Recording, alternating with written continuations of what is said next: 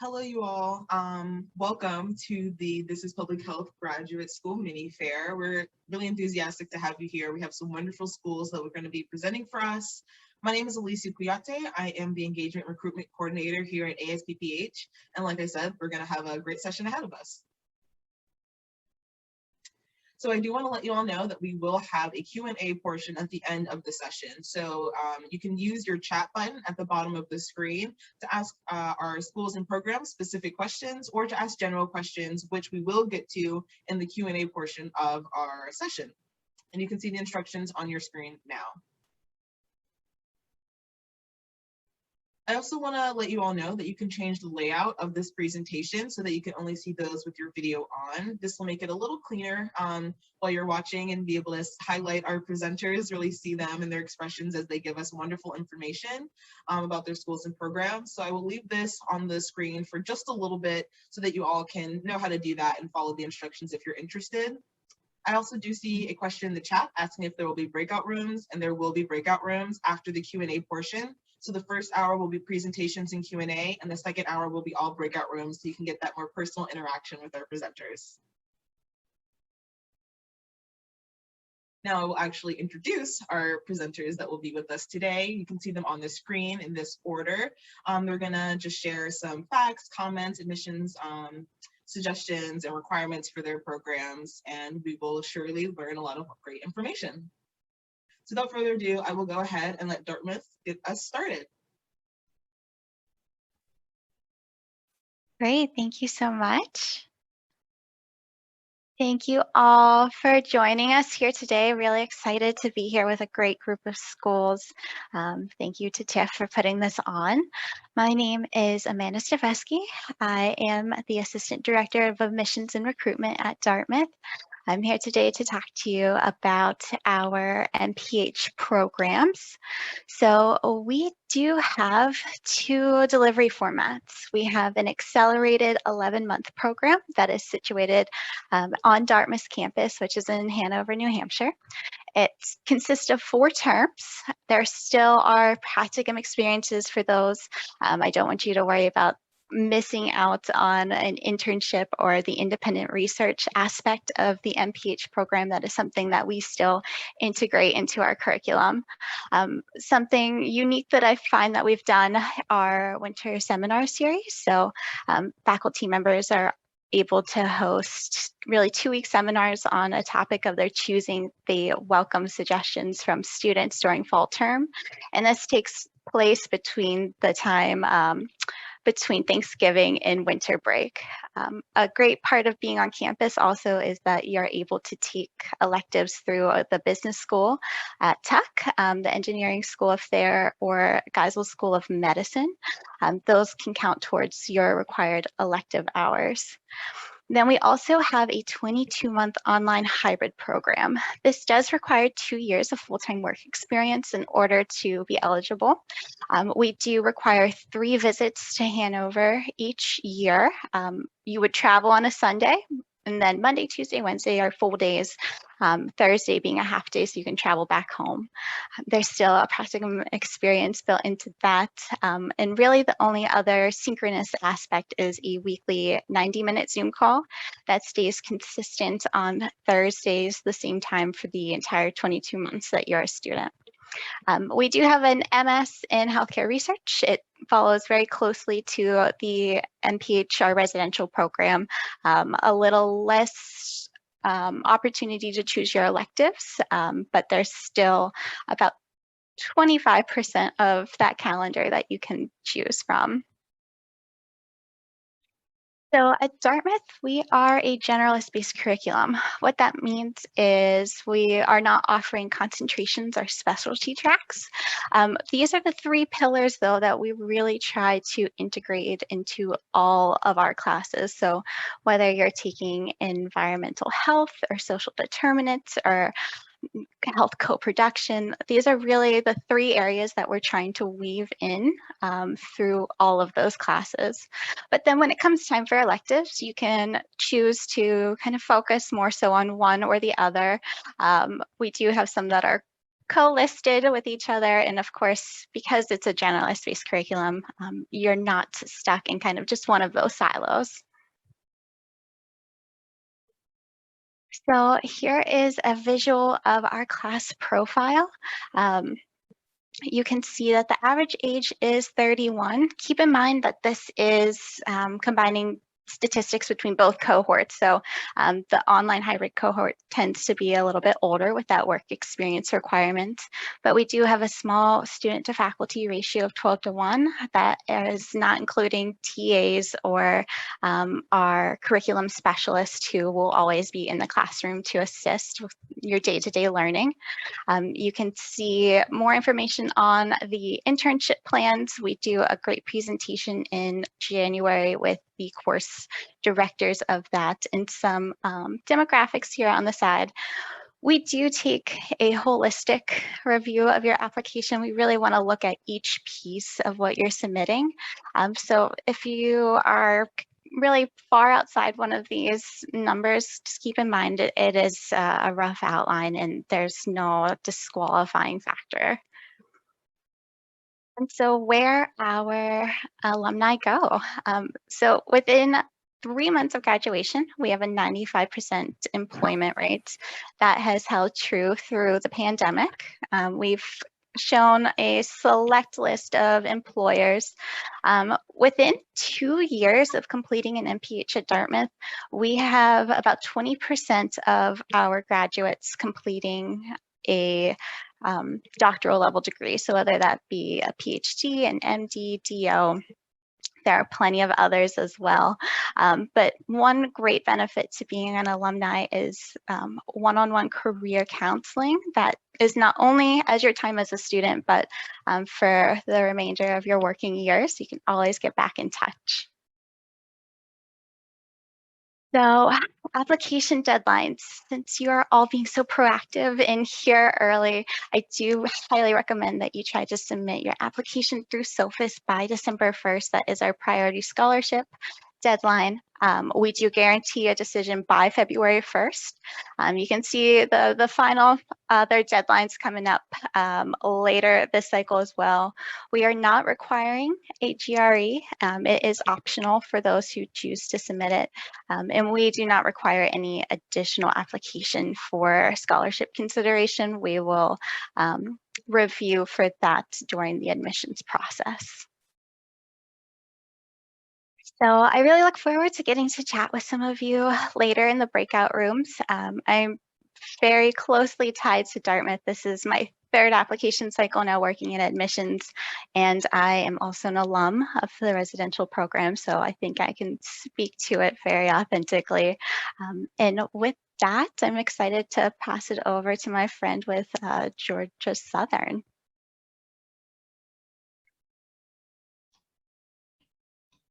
All right, thank you so much. I am, let me pull my screen here, Monica Brister, and I am the graduate advisor for Jinping Su College of Public Health. We do have concentrations as a part of our program. So as you can see here, we have a master's in public health and biostatistics, community health, epidemiology, environmental health, and health policy. And those are all located on our Statesboro campus, which a lot of people ask the question, where is Statesboro? It's about an hour from Savannah in Georgia. And we have an online concentration in the applied public health. We have similar concentrations at the doctoral level. The main one I do want to highlight is obviously our public health leadership. That one is fully online, and there are some other admissions requirements for that program, such as having work experience and specific GRE requirements for that online program. We also have a certificate. Our certificate program is our first 5 courses on our master's. So if you are do the program, you are able to transfer all the courses into the master's program if you are accepted to it post completing your certificate. I do want to talk about deadlines. So we have Two different deadlines for our doctoral programs and our master's programs. So for the final deadlines, our DRPH, it's going to be May 1st. And then for our master's, it's May 1st for our international and June 1st for our US. We do have a priority deadline for those that want to be graduate assistantships or teaching assistantships that we consider February 1st of 2022. For our certificate program, we do actually accept both fall and spring. So for that, the final deadline will be October 1st for this upcoming spring for international and November 1st for US. And then for our certificate program for the fall, we have the same deadlines as our master's program. We do, all of our programs do apply through SOFIS. For the MPH and the DRPH, and then SOFIS Express for our certificate. The main things that I wanted to highlight as far as admissions requirements were going to be that we are waiving the GRE for the majority of concentrations at the master's level. The only concentration that does have to have a GRE is our epidemiology concentration. The GRE is still required at the doctoral level. The only big difference from the master's admissions process versus the doctoral is we do have an interview process for our doctoral students.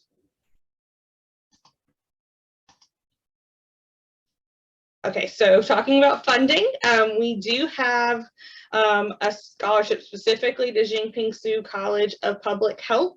It's a HRSA scholarship. If it's based on need, all students who are U.S. citizens and are full-time can apply for the scholarship. It normally does do full coverage.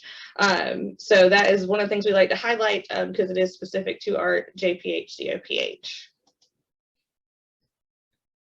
My contact information is here. Like I said, my name is Monica Brister, the graduate advisor. I have my phone. The email's pretty straightforward, jphcoph-gradadvisor at georgiasouthern.edu, and we also have a general admissions page. But I'm going to hand it over to San Diego State University School of Public Health.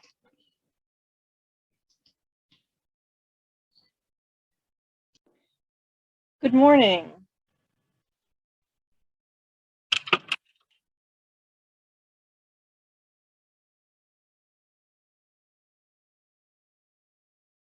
Okay, good morning. My name is Brenda Fass-Holmes, and I'm the coordinator for admissions and student affairs for the School of Public Health here at San Diego State University. We offer a range of degrees, bachelor's, master's, as well as doctoral programs. And here are the MPH concentrations that we offer. When applying, applicants do need to select a concentration, and all of these programs are on-campus programs. We do offer 2 fully online programs for working professionals. Our on-campus programs do not require work experience, but the online programs do. You need to have 3 years of full-time post-bachelor's work experience, as well as full-time current employment, preferably in a public health related position to be eligible for the online programs. We also offer 2 Master of Science degrees, and we have 2 concurrent degree programs, the MPH MSW, and the only concentration available in that is Health Management and Policy, and the MPH MA Latin American Studies. And we have 3 doctoral concentrations. And because the California State University system itself is not eligible to award degrees, doctoral degrees on its own, these are joint programs with University of California, San Diego, which is about 15 miles up the road from us in beautiful La Jolla, California. So students in the doctoral programs have access to faculty at both campuses. The length of our programs, the bachelor's is a 4-year program. The campus, MPH, and MS are about 2 years. The online program is about 20 months. The concurrent degree programs are 3 years, and the PhD takes about 5 years. People always want to know what it costs. San Diego State, as a state institution, is very affordable, even for people who are non-residents and international students.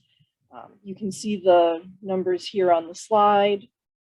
So basically, for $20,000 or less per year in tuition and fees, you can attend San Diego State, even as a non-resident, and it's half that or a little bit less for California residents.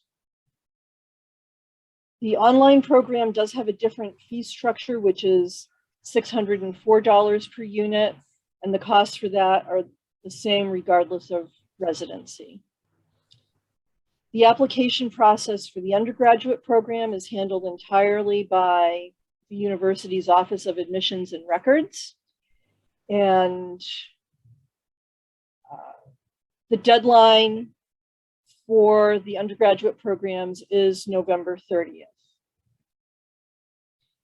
For the master's programs, you need to submit 2 applications, both SOFIS and Cal State Apply.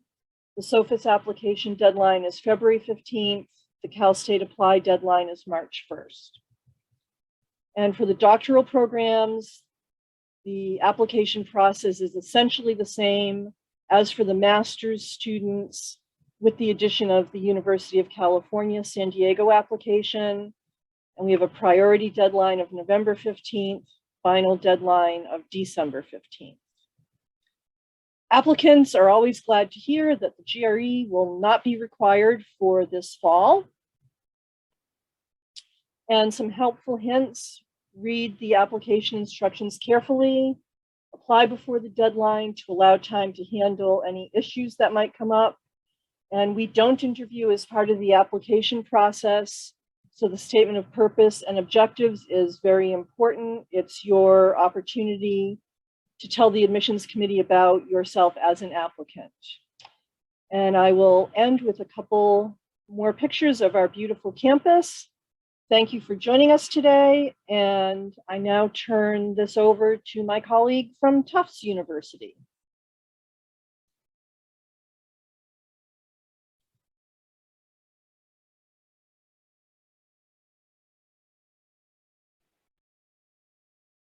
Okay. Hi, everyone. I think I lost sound there at the end, but I believe I am next to go as part of Tufts University.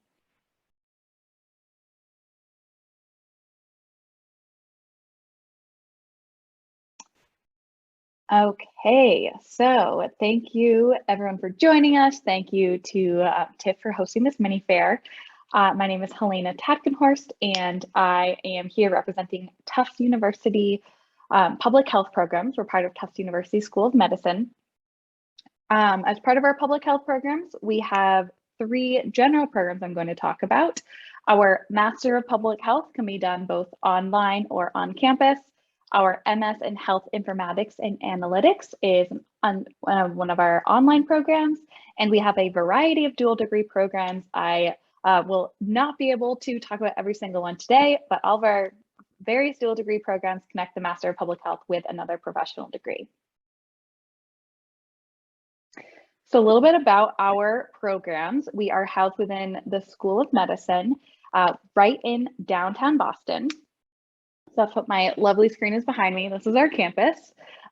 We were founded actually many decades ago as a dual MD-MPH degree. So in 1996, when we became a separate MPH program, we kept our roots within the School of Medicine. So I like to say our students get the best of both worlds. You're part of this large university with large university resources. We share a library with the MD students. We share classroom spaces. We have Tufts Medical Center on our campus. And at the same time, you're part of our smaller, close-knit public health programs, community, and you have separate career services, admissions, registrar, student services, all sorts of that individual support for our public health students.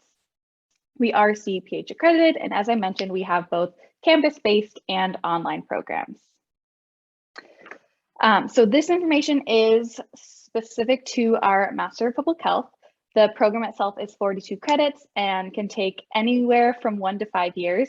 It's what I call a go your own pace type program. So you take as many or as few courses per semester, and you pay per credit. So if you want to get through the program as quickly as possible, we do have a July to July option, which it's possible to finish the MPH in just 12 months. We also have full-time and part-time options. We have around 300 public health students overall at any one time. That includes students in our standalone MPH, our dual degrees, our online programs, and our students come from all sorts of different backgrounds. So of those 300 students, I'd say there's no such thing as a typical public health student at our school. That 300 number translates to about a 6-to-1 student to faculty ratio, and we have maximum 25 students per class, although you'll find many of our classes are even smaller than 25 students. The basic, or I guess degree requirements for a Master of Public Health, we have 7 core courses, as well as concentration specific classes. So in our program, you do apply directly to a specific concentration. We have epidemiology and biostatistics, health services management and policy, behavioral science and health communication, and nutrition. It is very easy to switch concentrations within the program, or to take concentration courses as your electives, or to take electives within different departments at Tufts, within schools and different schools in Boston. There are so many different opportunities to really focus your MPH program to be what you'd like it to be. And all of our MPH concentrations have an applied learning experience where you spend your final 2 semesters implementing and then, designing and then implementing a public health project at an outside public health organization. This can be either done in Boston or really anywhere in the world. If you're interested in global health, you can do this project as part of the global health focus. And that can be done, like I said, anywhere in the world, although most students will go to somewhere where we already have students or faculty actively doing research. Our application requirements, our standalone MPH is just through SOPIS, no extra application. Online program has a separate application. And we require official transcripts, 3 letters of recommendation, personal statements, and a resume. We do not require the GRE. Our spring deadline is coming right up on October 25th. And for the fall or for a summer start, our priority deadline is January 15th. I've provided our contact information here, and I look forward to speaking with those of you who join our breakout room. I know 5 minutes is not nearly enough time to talk about everything, so I look forward to answering your specific questions. And now I'm going to turn it over to the University of Vermont. Thank you.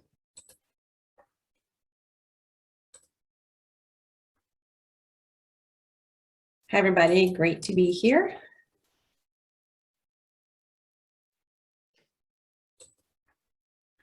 Hi, everyone. My name is Vicki Hart, and I'm a professor in the Graduate Public Health Program at the University of Vermont. And I'm joined here today with Vika Pleshakova, who is our program advisor to students in our program. So the first thing to tell you about our program at UVM is that we are 100% asynchronous and online. We work around your busy life and schedule, and we don't assume that you're going to be in class or online at any particular point in time during the program. Second thing is that we're housed within the medical school at the University of Vermont. And that gives us 2 unique perspectives. One, we're right at that intersection between clinical medicine and public health practice that we've all seen as so important during the pandemic. And second, folks from our medical school and hospital are engaged and often enrolled in our program as well, which means that you can be in class with someone who's been practicing medicine for 20 years, and it brings a big diversity and richness to our student population. The director of our MPH program has been involved in public health practice at a high level in Vermont for many years. Those connections and practicality and experience weave themselves throughout our program. And many of our public health faculty too are involved in public health practice Vermont and other states. They work in areas from tobacco cessation to opioid use to COVID to health policy, bring that experience to the classroom, and also offer opportunities for you to be involved in those areas of research as well. And we are a fully CEPH accredited institution. I'm going to let one of our alumni, Isa Tominelli, tell you a little bit more about the experience of being an online learner. One thing that attracted me to the online MPH program is the fact that I'm so independent. My schedule is pretty sporadic, so just knowing that I would have the flexibility to plan around that was great. I actually find that I have a better relationship with my professors at UVM, who are all online, than I ever had with any professors in my undergrad experience. So I'm going to tell you a little bit more about our program, which you can finish within 15 months if you start in the summer term and take classes full-time. And the 5 years is the deadline to graduate, which offers a great flexibility for our working students, working adults. All of our students receive personalized advising. They get assigned a faculty advisor based on the area of interest within the program to the students. And they also get assigned a program advisor, me, to help the students with course registration and planning. There's no final thesis at the end of the program, but rather our students are engaged in an integrative learning experience as well as applied practice experience. And that's where the students get to apply the knowledge that they've gained throughout MPH in a real world project experience. And the whole project is 6 credits. After graduation, most of our students are employed in the fields of public health or go on to complete their education or continue their education and get their DO, MD, or DPH degrees. All of our students also have access to personalized career coaching, not just during their tenure in MPH, but also after they graduate. We have a growing network of UVM alum, not only across the country, but internationally as well. And to tell you where our students go, we're going to play another video from our student, Ian McHale. So then I started looking for jobs in New York City and ended up getting a job as a COVID-19 data analyst for New York City Department of Health. I'm really happy I did the program. I think that it really set me up on this new journey within public health in the future. And a little bit more about the application process. We accept applications year-round, spring, summer, and fall. We do not require any standardized testing, only a statement of purpose, transcripts, and 3 letters of recommendation. And we accept applications through our graduate college application process. There's so much more to tell you about UVM, and we would love to answer your questions. So we look forward to talking with you in the breakout rooms. So now I'm going to pass it over to our colleagues at Washington University in St. Louis.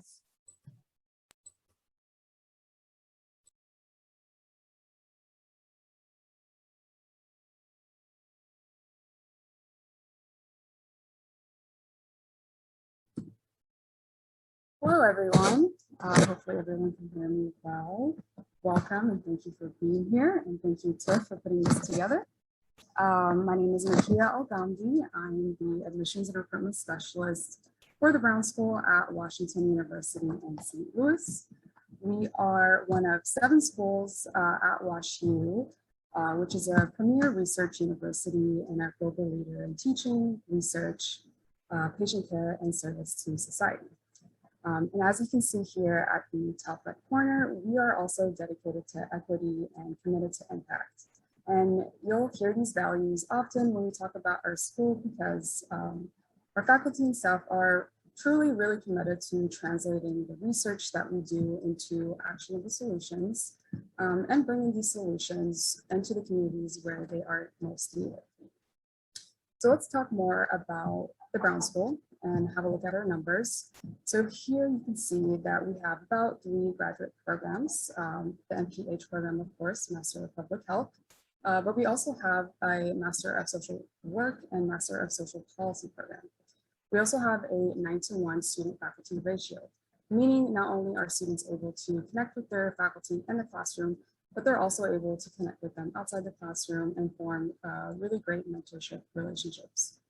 We also have about 19 faculty-affiliated research centers, as well as 3 community-based research initiatives. So if you're really interested in doing research, which I'm sure most of you are as public health students, then you definitely have a lot of options here at the Brown School. We also have 15+ student groups and leadership opportunities. So if you have a certain interest or a certain identity or want to gain leadership skills, then these groups are a great way to build those skills and to build relationships. And we also have 400+ field education practicum sites. So lots of options to choose from. And a quick fun fact about our practicum, here at the Brown School, students have the option to choose their practicum sites, so they are not assigned to them. They work with their field faculty office to research practicum sites, apply to them, and they really help you figure everything out along the way. And then last but not least, 100% of our students requesting scholarship will receive an award. And so I kind of want to talk more about why we brought public health, social work, and social policy under one roof. And this is really unique to find these programs paired together, but we here at the Brown School believe that these are complementary fields with shared values and objectives. We believe that these fields, we believe that the field of social work and public health and social policy are all intrinsically linked. And here we have a quote by one of our wonderful professors that kind of talks about why we do what we do. And it's kind of a theme that most of our faculty, staff, and students agree with. If we as a society have disparities in income and education, we will have disparities in health. People can't begin behind and just miraculously catch up, barring something extraordinary. Through teaching and research, I want to make the extraordinary possible. And this is something a lot of students believe is possible when they are here at the Brown School. And so let's talk a little bit more about our curriculum. It truly was designed to be different. We have a huge transdisciplinary focus. We highly believe in health equity focus as well. Lots of evidence-based and applied research. And we also have skill labs. These skill labs are really great for our students because they focus in on hands-on demand applicable skills that you would need in the fields. For instance, skill labs go into or help students with grant writing, project management, statistical analysis, and they're only 1 credit hour courses. So they're really quick, but very, very useful. And so now I kind of want to talk more about our program details, such as our specialization. So here, when you are an MPH student at the Brown School, you get to choose 1 out of these 6 STEM certified specializations. This allows you to kind of dive deeper in these areas and learn more and do more research in these specific areas. So we have a generalist program. So this is a great program for students who have multiple interests and can't decide between the other specializations. So they go into the generalists so they can pull from all the other specializations to make their own. And then we have the epidemiology and biostatistics specialization, global health, health policy analysis, mental and behavioral health, and then urban design. And so the MPH program is split into 2 years. So it's a 52 credit hour 2-year program. So in your first year, you're really going to be focusing on your foundation coursework. So you'll take foundation of the courseworks, research methods, as well as learning to plan and implement and evaluate evidence-based programs and interventions. And then the first summer of your first year, you'll do and complete your practicum. And again, you'll have lots of help deciding how to approach your practicum, with applying and everything that has to do with your practicum. And then after you're done with your second year or your first year, you'll go into your second year and focus more into your specialized coursework. So if you chose epidemiology or global health, that's where the second year will really dive deeper into those areas. So you'll have your specialized training requirements, transdisciplinary problem solving coursework, along with electives. And what's really great about your electives is you don't necessarily have to take public health courses. You can also take courses from our social work program, our social policy program, but also you can take courses from outside of the Brown School. So you can take courses at our law school or even School of Medicine. You're really not limited to just the Brown School when it comes to your electives. And then we also have an option for students coming in with a public health degree. So if you have a bachelor in public health, then you can transfer some credits over to have an MPH advanced learning status.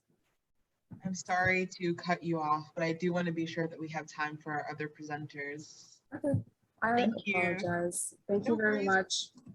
Please come by our breakout rooms for questions and answers. And now I believe UCLA will be presenting.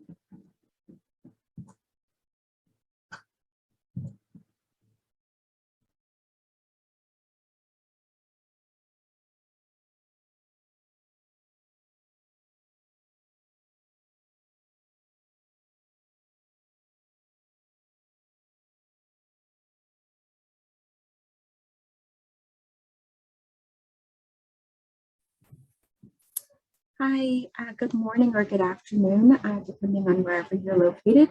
So I'm Michelle Garcia, and I'm the Director of Admissions and Financial Aid at the UCLA Fielding School of Public Health.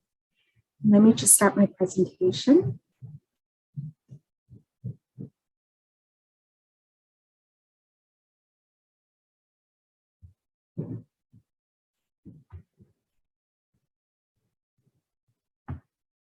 Okay, can everyone see the slides? No? Not yet. Not yet? Okay. Okay, how about now? Yes. Okay, wonderful, wonderful, great. Okay, great. So I'd like to just take a couple of minutes today to introduce you to the UCLA Fielding School of Public Health. So first, we are going to get started with just a little bit about UCLA. So we have about 45,000 students, and 2/3 of these are undergraduate students. We are the second oldest university within the UC system. For the 5th year in a row, we have been ranked the #1 public university in the US, so we're very pleased with that. We do have 7 professional schools, including 4 professional health schools, one of which is the School of Public Health. And we are at UCLA, we are all located on one campus, and we're located at the southern part of campus, and we share walls with dentistry. We're very close to nursing and also to medicine as well. So being a part of the Fielding School of Public Health, you would be able to join the community of UCLA and everything that it offers. A little bit about us specifically, we do have 5 departments. I'll go over them very quickly next. We do have 4 degrees, about 700 students. It just depends on the term. We are 30% BIPOC representation, and we do have 15 research centers. Okay, so our departments are in the 5 foundational areas of public health. So we have biostatistics, community health sciences, or health promotion as it's called in other schools, environmental health sciences, epidemiology, and health policy and management. When you apply, you are actually applying to one of these departments and to 1 degree. So even though you are in 1 degree and 1 department, you can still tailor your curriculum to take classes in other departments or outside the Fielding School of Public Health. The degrees offered, we do have 4 degrees. We have our most popular degree is the MPH. It is a 2-year degree. It is practitioner focused. The MHA, we just started this program this past summer. It is completely online and it is 2 years. The PhD is a 4 to 6 year degree. And the MS, which is more research focused, it's also a 2-year degree. So each of these degrees are offered in each of the 5 departments that we have. Okay. We have 9 dual degrees, and this is a listing of the dual degrees that we have. It's just important to consider that we do have separate applications and admissions decisions for each degree that you would be applying for.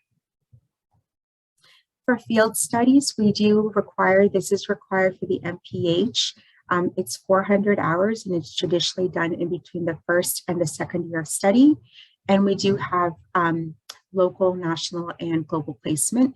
So we do hope to resume in-person placement, next year, hopefully once we're out of the woods with the pandemic. career services and professional development, we do have 2 in-house fabulous career advisors that will just help you from start to finish. And we also do have assistance for our alumni as well. So once you're a member of the Fielding family, you'll always be a member of our community. Okay, this is for our tuition and fees. Because we are a California school, we do charge a different rate for California residents than non-residents. But the good thing is if you're coming from outside California, you can establish a residency and your second year you will be charged California tuition. The application to FSPH, you should apply by December 1, and we have 2 applications, the SOFIS and the UCLA Graduate Division application. And this is our GRE requirement. So as you can see from most of our programs, it is not required. You can choose to send it in if you wish. Only for biostatistics and molecular toxicology do we require it. And then the application components, this is just a brief snapshot of what is required in each application. SOFIS is our primary application, so we will be looking at your complete portfolio in SOFIS. And finally, connect with us. This is our admissions email if you want to get in touch with our ambassadors or our EDI office. And I hope that's the end of the presentation. I hope that you'll join us afterwards and talk with myself and with an ambassador of the program to learn more about UCLA. Thank you. I'm going to give a thank you to all of our presenters. I'm sure you all got some really great information. I definitely did. I'm going to share my screen for just a second to remind you all that you're more than welcome to leave questions or comments in the chat for our presenters as we get started with our Q&A session. I did see some questions regarding the GRE. The first one is, many of the presentations included that the GRE is not required, and someone's wondering if it's sent, can it still help their application? Hi, I can say that for Dartmouth, we have made it optional. So if you choose to send it, it will be considered. So if you are worried maybe about your quantitative background on your transcript, but you did really well in the GRE, that's definitely something that could be a benefit. But we make no assumptions if someone decides not to submit it. Then it's just one less piece that we consider in the grand picture. I would agree with that for Georgia Southern. If you do submit it, it will definitely be considered as part of the holistic look at your application. But for the programs it's not required, you don't have to send it, but if you would like to, you can. At San Diego State, we're saying that the GRE is not required, and if it is submitted, it will not be considered. And we're doing that because that makes the playing field level for all applicants. Yeah, it's the same at the University of Vermont. And what we're looking for is for basic understanding of science and quantitative skills. So a math or statistics college level course and a science course.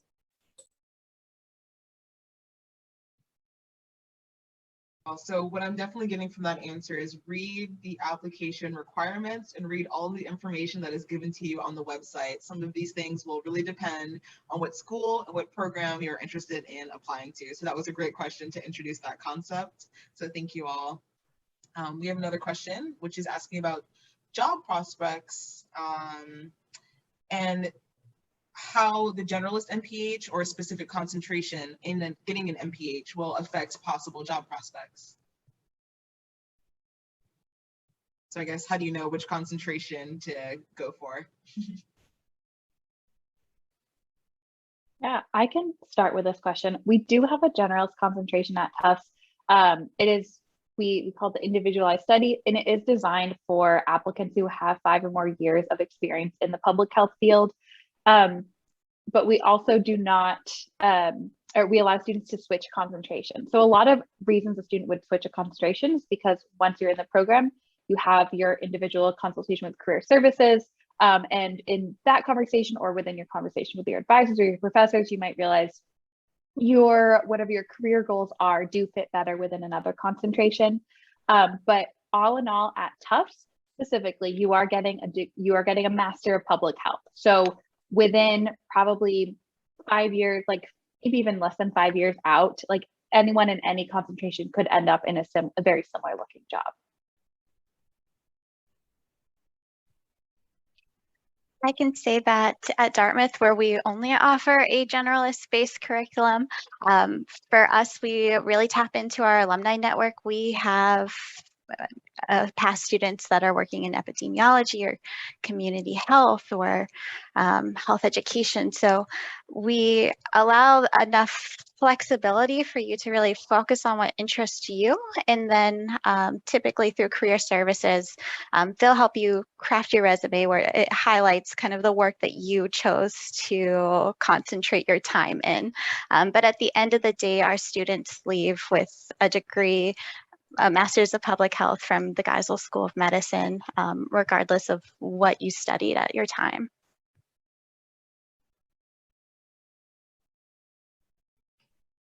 Jump in that we have a very similar process at the University of Vermont. We also offer a generalist degree, but you are able to customize your program through your electives for those areas that you might have a particular interest in. As far as job prospects, I don't think any employer who sees that you have a strong background in all pieces of public health is going to have a problem with that. I think that's a great way to frame it. So we'll stick with some applicant questions, and one is some level of work experience required for a PhD applicant?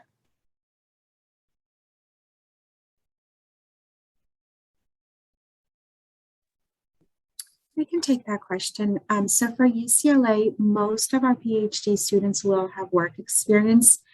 It's not required, but it's definitely helpful. Research obviously is very important. So if you're still an undergrad, definitely take the time and you're thinking about a doctoral degree, that you definitely want to get involved in research.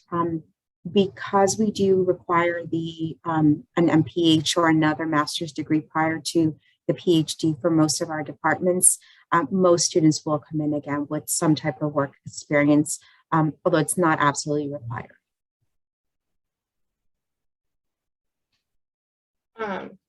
For Georgia Southern, I can speak for our DRPH program. The majority of our concentrations, it's not required to have work experience, but for our public health leadership, which is our online, it is required for three years of work experience is required. It seems like another one of those read the website answers. So that's also a good answer. We have quite a few questions from non-US prospect students wondering what are some financial opportunities to help afford their education, both in-house or other opportunities as well.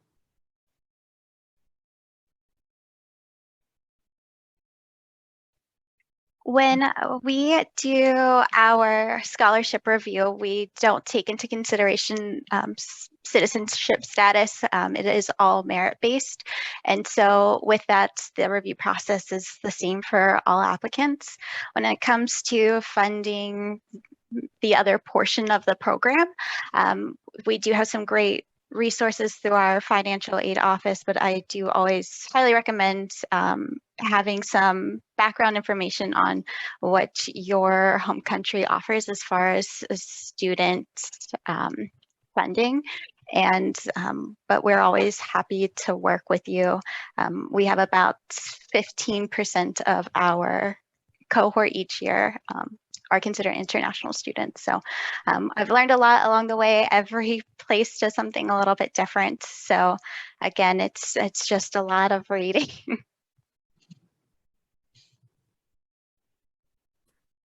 At the University of Vermont, we do not offer scholarships, unfortunately, but our out-of-state students pay a differentiated tuition, which is twice as less as undergraduate students pay at $970 per credit versus $1,700 for the rest of the students.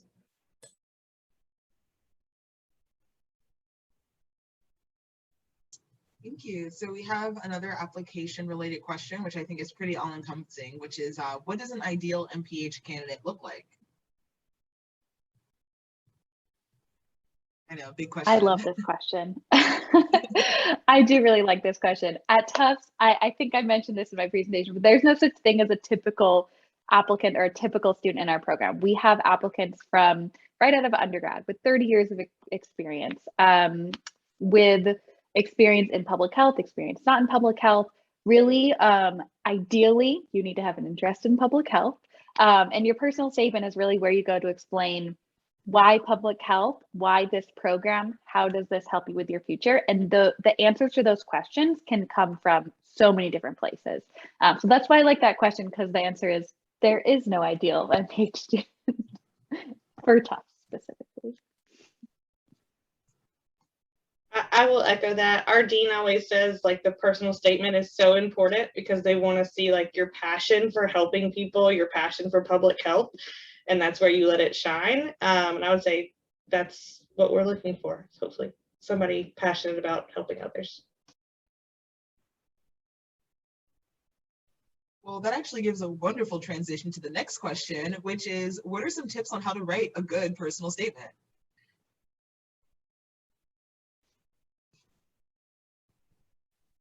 Be sure that you are addressing each school's specific prompt. Often we will each have 1 or 2 questions that we are asking you. And if those are not addressed, it can definitely leave more questions for us.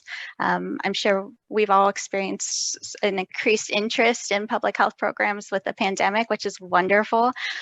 Obviously, those that are applying to public health programs do share that underlying passion, but make sure that is coming across in your writing. Yeah, and I definitely agree with what Amanda just said. As long as you're following our prompts that we have online, but also remembering that we really want to get to know you as a person rather than just a number. So make sure to include your passion, why you're interested in public health, why you're interested in our school specifically, and just a little bit about you and what type of skills you're going to bring to the table. Yes, I would say it's the same for the University of Vermont.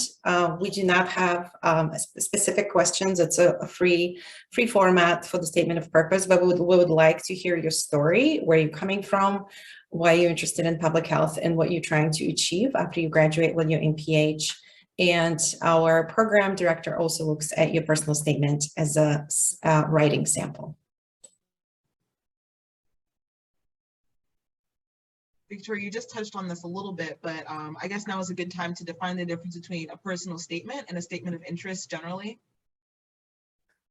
Like I said, it's just a free form letter of what the students attach with their application, indicating why they would like to be a part of our program specifically and what brought them to us. Yeah, I do get a personal statement. I get quite a few questions in those, especially near deadline time. So I think that's a good one to tease out.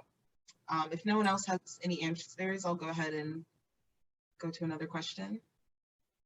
All right, this one has 2 parts, but we'll start with this part, which is, have you noticed that some concentrations are more competitive than others, especially for PhD programs?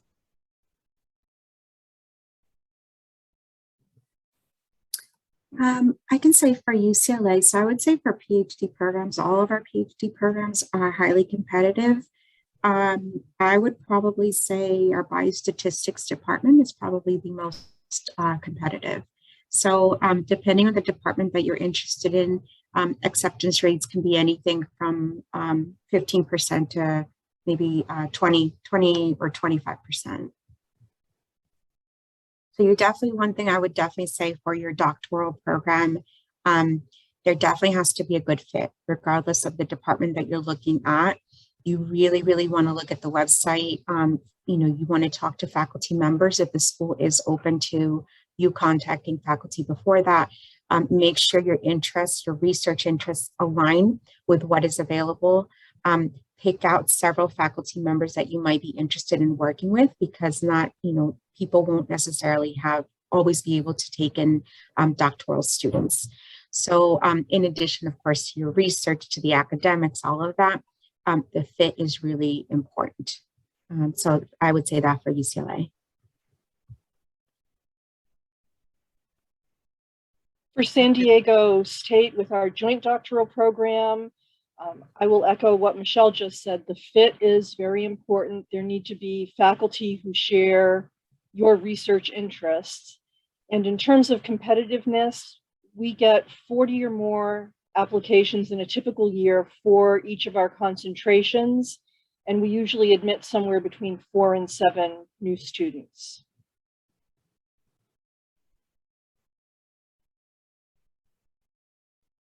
So I think a lot of what you just touched on kind of touches on this point as well, but how do PhD students go about pursuing research areas in their prospective schools and programs? I noticed there's a lot of reaching out, making sure faculty has similar interests, but is there anything else to add to that question specifically?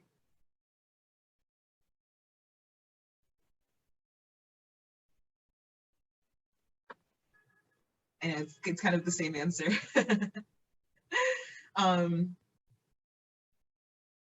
Okay, so we have a question about experience, and it's, do MPH programs require paid work experience, or do internships and volunteering also count as professional experience?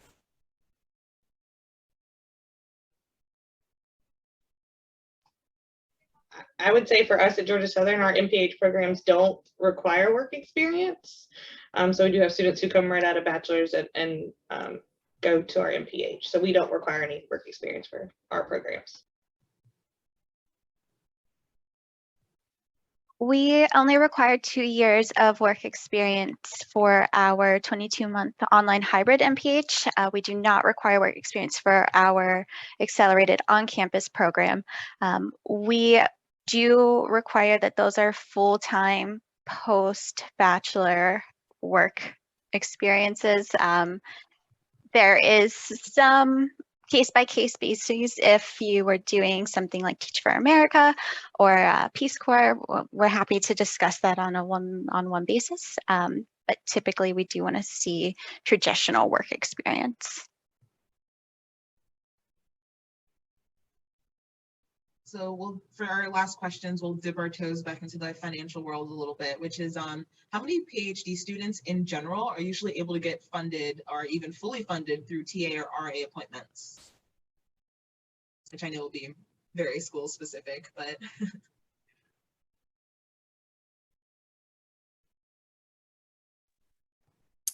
So I would say for UCLA, the vast majority of our doctoral students do work either in TA or GSR positions. I would say probably 85 to 90% or more.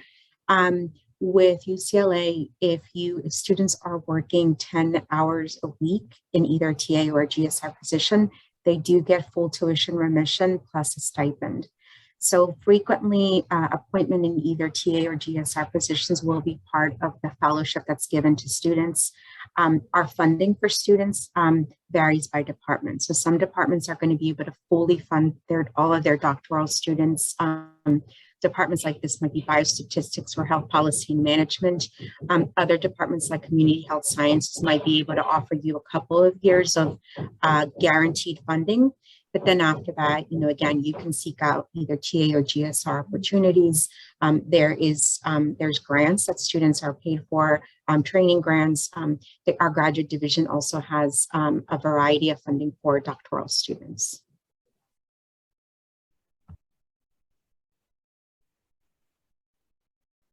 That's great. Well, while we wrap this part of the whole webinar up, I want to just thank our presenters again for their knowledge and for sharing it with us with their presentations. It's really been an incredibly informative session. I'm going to share my screen for just a bit, and I'm going to share some upcoming events that we do have. We are going to be having these mini fairs throughout November, so you've got around 4 or 5 more to get in, get some more information, learn about more schools and programs, get that information in the fall. And then we're going to go to breakout rooms. So I will open them up for everyone. Just please give our presenters a little time to get in there. You all are free to jump around, hop in, pick whichever ones are of interest to you. If you have any issues getting in because Zoom is acting wonky, as it sometimes does, you're more than welcome to unmute yourself, ask me to put you in a room, or just go ahead and put it in the chat and I'll send you to your room of interest. Thank you all so much for joining us.